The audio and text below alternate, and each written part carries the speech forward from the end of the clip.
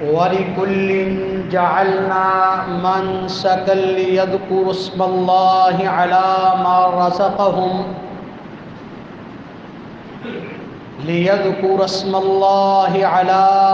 رَزَقَهُمْ مِنْ بَهِيمَةِ الْأَنْعَامِ فَإِلَٰهُكُمْ إِلَٰهٌ وَاحِدٌ فَلَهُ أَسْلِمُوا وَبَشِّرِ الْمُخْبِتِينَ۔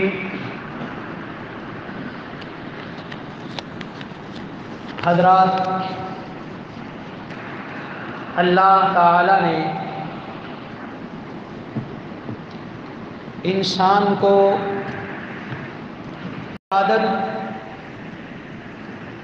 عبادت کا مطلب یہ ہوتا ہے کہ انسان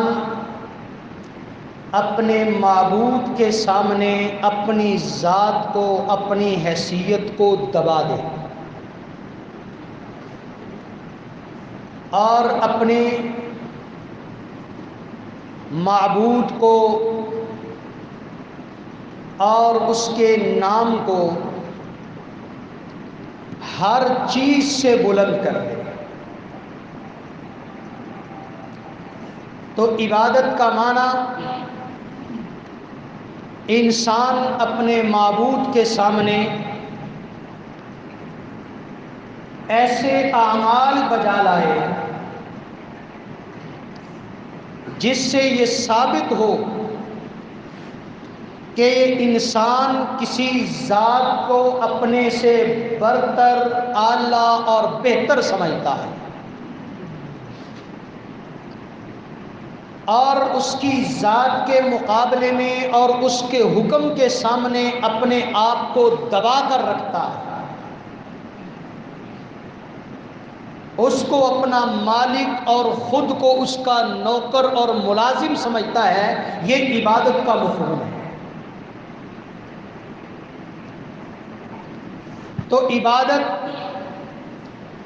جن کاموں کے ذریعے بجا لائی جاتی ہے اس کی دو بڑی قسمیں ہیں۔ ایک عبادت جو جسم کے ذریعے کی جاتی ہے،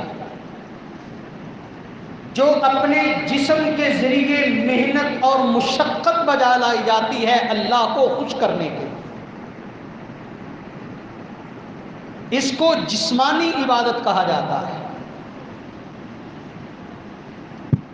اور دوسرا،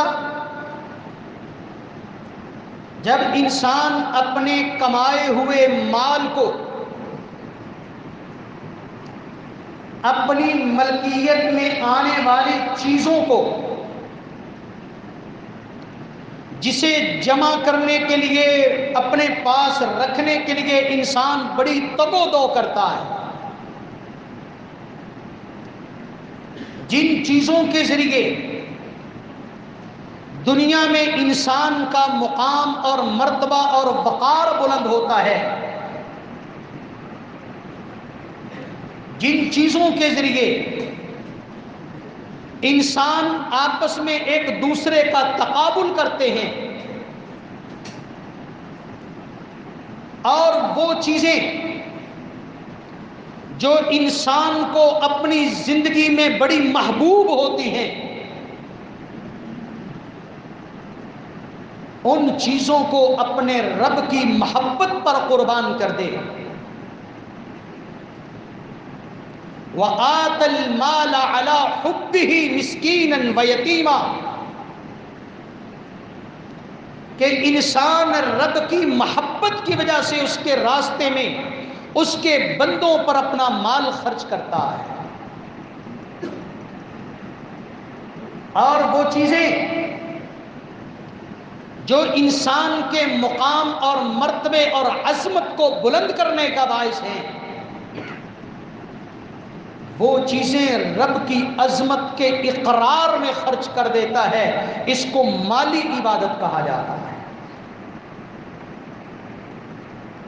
ایک جسمانی عبادت جس طرح نماز ہے، روزہ ہے، تلاوت قرآن ہے، ذکر اذکار ہیں. دوسرا مالی عبادت، اپنے مال کے ذریعے، اپنی محبوب چیزوں کے ذریعے رب کا قرب حاصل کرتا ہے، جیسے زکوٰۃ ہے، صدقہ ہے، قربانی ہے. اور کچھ عبادتیں ایسی ہیں جو مشترکہ ہیں، وہ بیک وقت جسمانی عبادتیں بھی ہیں اور مالی عبادتیں بھی ہیں. جیسے حج ہے، حج میں انسان کی جسمانی مشقت اور محنت بھی ہوتی ہے، اور اس کے ساتھ ساتھ اسے اپنا مال بھی خرچ کرنا پڑتا ہے. تو یہ عبادت کی دو بڑی قسمیں، جن کے ذریعے انسان اپنے مالک کی عظمت کا اقرار کرتا ہے، اس کی بڑائی کا اعتراف کرتا ہے، اور اس کے مقابلے میں اپنے آپ کو حقیر اور چھوٹا بنا کے پیش کرتا ہے، اس کے سامنے جھک جاتا ہے. انہی عبادات میں ایک چیز قربانی ہے، اور قربانی کا معنی ہوتا ہے قرب، کسی کے قریب ہونا. ویسے تو ساری عبادتیں ہی رب کے قریب ہونے کے لیے ہوتی ہیں، اس کا قرب، اس کی رضامندی، اس کی خوشنودی انسان کو حاصل ہو جائے، انسان اس کے غصے اور غضب سے اپنے آپ کو بچا لے، یہ عبادت ہے. اللہ تعالیٰ نے فرمایا وَاسْجُدْ وَاقْتَرِبْ، کہ بندے اللہ کو سجدہ کر اور اللہ کے قریب ہونے کی کوشش کر. سجدہ انسان کو رب کے قریب کرتا ہے، نماز قریب کرتی ہے، روزہ قریب کرتا ہے، زکوٰۃ اور قربانی اور حج انسان کو رب کے قریب کرتا ہے. اور یہ انسان کی زندگی کا مقصد وحید ہے کہ اپنے مالک کو راضی کر لے، اس کو خوش کر لے، اس کے قریب ہو. اللہ تعالیٰ نے قرآن مجید میں فرمایا قُلْ إِنَّ صَلَاتِي وَنُسُكِي وَمَحْيَايَ وَمَمَاتِي لِلَّهِ رَبِّ الْعَالَمِينَ. یہ عبادت کی تعریف ہے کہ آپ کہیے، بتا دیجئے کہ میری نماز یعنی میری جسمانی عبادتیں، وَنُسُكِي میری قربانی یعنی میری مالی عبادتیں، اور یہ عبادتوں کے ظاہری اعمال ہی نہیں، وَمَحْيَايَ وَمَمَاتِي بلکہ میری پوری زندگی حتیٰ کہ میری موت بھی للہ رب العالمین، اللہ رب العالمین کے لیے خاص ہے. اگر انسان عبادت کے ظاہری اعمال تو انجام دیتا ہے، لیکن اس کے اندر رب کے قرب کا تصور نہیں ہوتا. انسان سجدے تو کرتا ہے، لیکن اپنے آپ کو، اپنی خواہشات کو، اپنی مرضیوں کو، اپنی بات کو، اپنے اقتدار کو، اپنی طاقت کو، اپنے گمنڈ کو، اپنی بڑائی کو رب کے سامنے جھکاتا نہیں ہے، تو وہ عبادت نہیں ہے، کیونکہ عبادت کا مقصد ہی جھکا دینا ہے. اگر وہ قرب نہیں چاہتا تو پھر وہ قربانی نہیں. اور اس کے اندر اگر توحید کا تصور نہیں ہے، وہ خوشنودی کسی اور کی چاہتا ہے، قرب کسی اور کا تلاش کرتا ہے، راضی کسی اور کو کرنا چاہتا ہے، کسی دوسرے کی ناراضگی سے بچنے کے لیے محنت کرتا ہے تو یہ عبادت اللہ کی عبادت نہیں ہے، یہ توحید کے خلاف ہے۔ ایسی عبادت پوری محنت اور ریاضت اور کوشش کے باوجود اللہ کی جناب میں قبول نہیں ہو۔ تو آج ہم ایک اور عبادت کی تیاری کر رہے ہیں، وہ قربانی ہے۔ تو قربانی کی تیاری سے پہلے ہمیں اپنا جائزہ لینا چاہیے کہ کیا ہم عبادت کے تصور سے واقف ہیں، اور عبادت کا جو اصل مقصد ہے وہ ہمارے اندر موجود ہے۔ ایک عالم سید عبد الجبار غزنوی رحمہ اللہ گھر سے صدقہ لے کر آتے کسی غریب اور فقیر کو دینے کے لیے، تو دینے سے پہلے اپنی مٹھی کو بند کر لیتے اور سر کو جھکا لیتے، کوئی 10 سیکنڈ تک اپنے آپ کو جھکا کے رکھتے، اس کے بعد صدقہ فقیر کے حوالے کرتے۔ کسی نے پوچھا سید صاحب آپ ہمیشہ ہی ایسے کیوں کرتے ہیں؟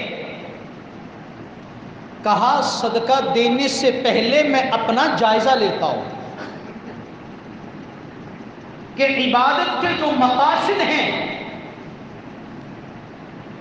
وہ مقاصد میرے اندر پورے ہیں یا نہیں ہیں۔ جب کوئی کام عبادت بنتا ہے، ایک عادت ہے اور ایک عبادت ہے، عادت اور عبادت میں فرق کیا ہے؟ کام عادت میں بھی انسان کرتا ہے، کام عبادت میں بھی کرتا ہے، محنت اس میں بھی لگتی ہے، محنت اس میں بھی لگتی ہے۔ عادت اور عبادت میں فرق یہ ہے، عبادت میں کسی کی خوشنودی مطلوب نہیں ہوتی اور عبادت میں اللہ کی خوشنودی مقصود ہوتی ہے۔ اللہ کی خوشنودی مقصود ہے تو وہ عبادت، کام چھوٹا سا کیوں نہ ہو، چھوٹا سا، بلکہ حیرت ہے، مجھے ایک حدیث یاد آئی، نبی صلی اللہ علیہ وسلم نے فرمایا جو تم اپنی بیویوں سے اپنی جنسی خواہش پوری کرتے ہو اس پر بھی تمہیں ثواب ملتا ہے۔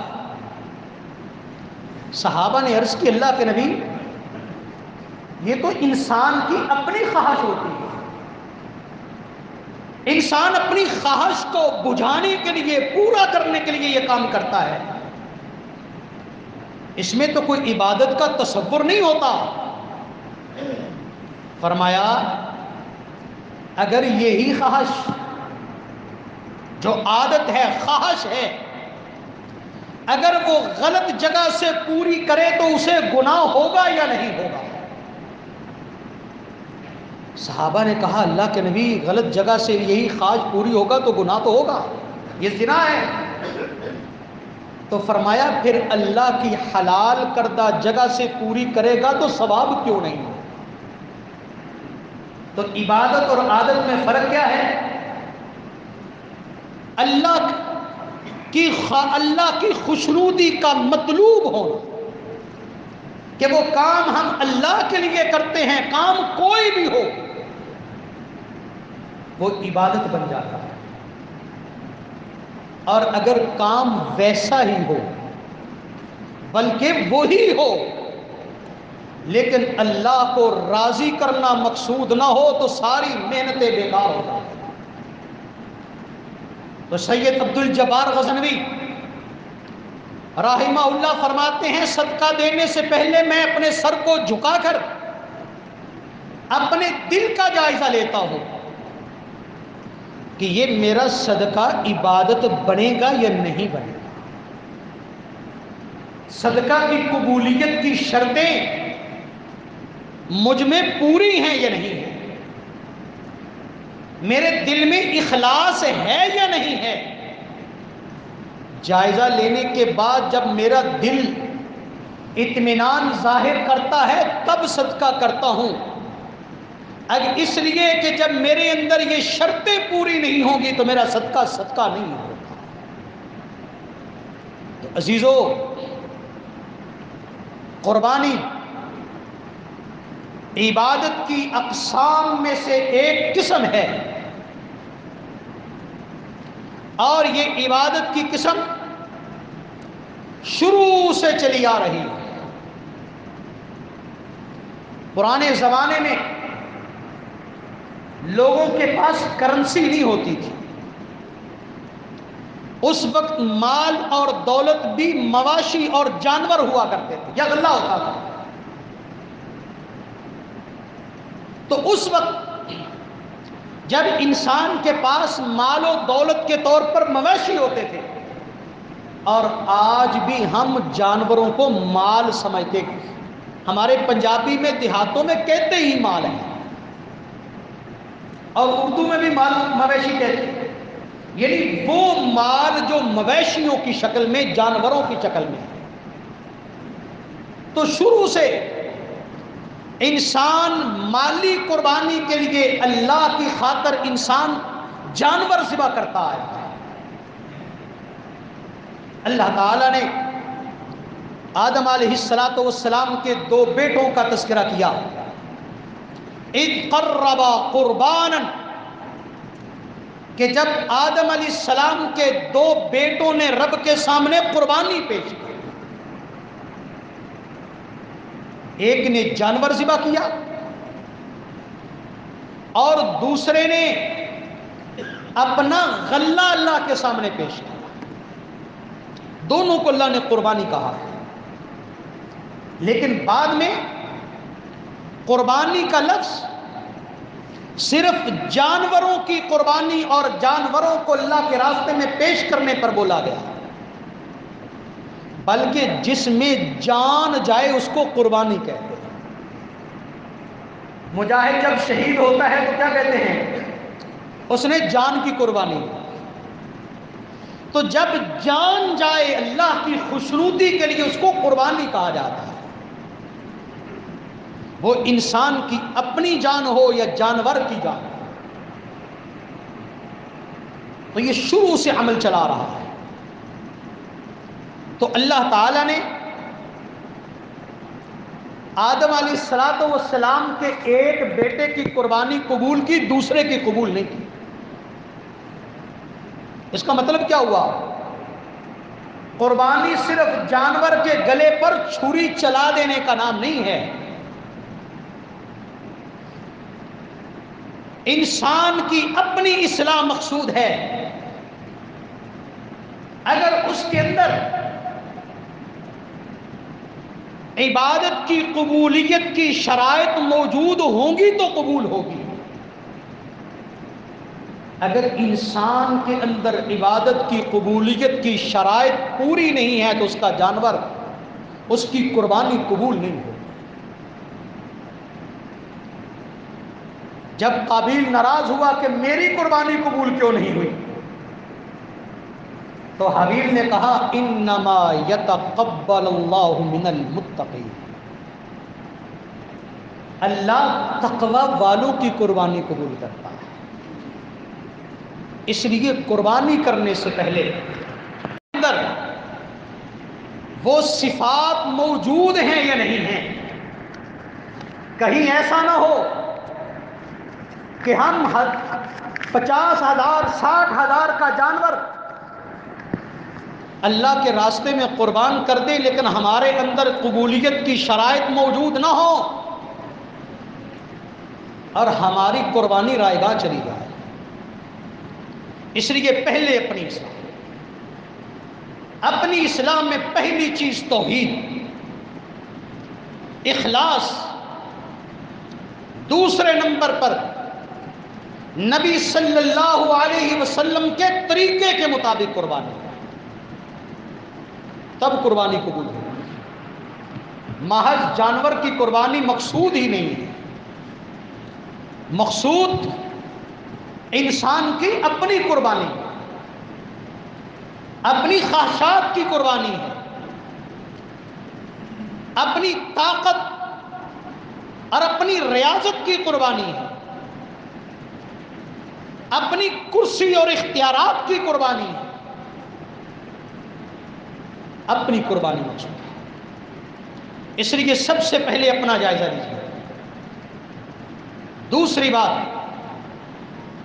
اپنے جن جانوروں کو ذبح کرنا ہے ان کا جائزہ لیجیے۔ نبی صلی اللہ علیہ وسلم نے فرمایا کہ جانور جب خریدو تو اس کو اچھی طرح دیکھو۔ فرمایا اس کے کان کو آگے سے، پیچھے سے، نیچے سے اچھی طرح دیکھو، اس لیے کہ جانور وہ اللہ قبول کرتا ہے جو سب سے عمدہ ہو۔ فرمایا لن تنالوا البر حتى تنفقوا مما تحبون، تم اس وقت تک نیکی حاصل نہیں کر سکتے جب تک اللہ کے راستے میں وہ چیز خرچ نہ کرو جو سب سے محبوب چیز ہے۔ اور اللہ تعالیٰ نے تیسرے سپارے میں فرمایا کہ کبھی بھی اللہ کے راستے میں ایسی چیز نہ دو جو تمہیں دی جائے تو تم خوش دلی سے اسے قبول نہ کر پاؤ، عمدہ چیز۔ اور قابیل کی قربانی اسی لیے قبول نہیں ہوئی، حدیث میں آتا ہے کہ اس نے گھٹیا چیز دی تھی،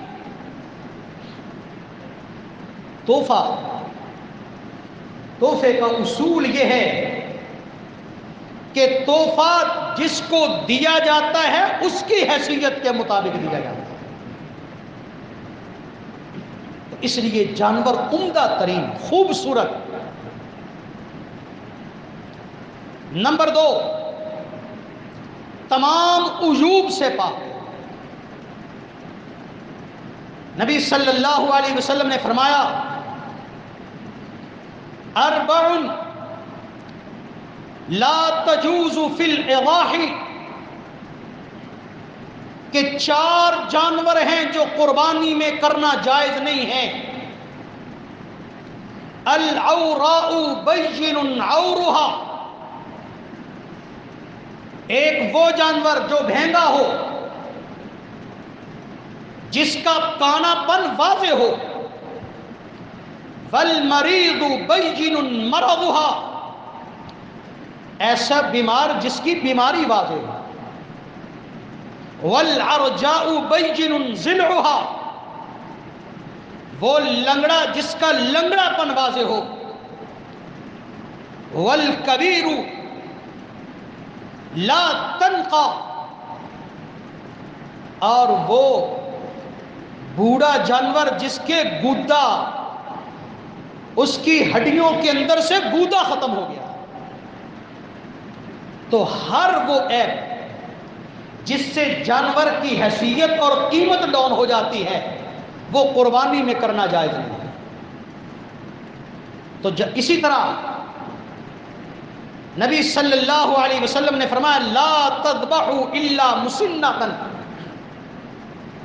2 دانتا جانور ذبح کرو، اس کے علاوہ ذبح نہ کرو، یعنی جس کے 2 دانت ٹوٹ چکے ہوں۔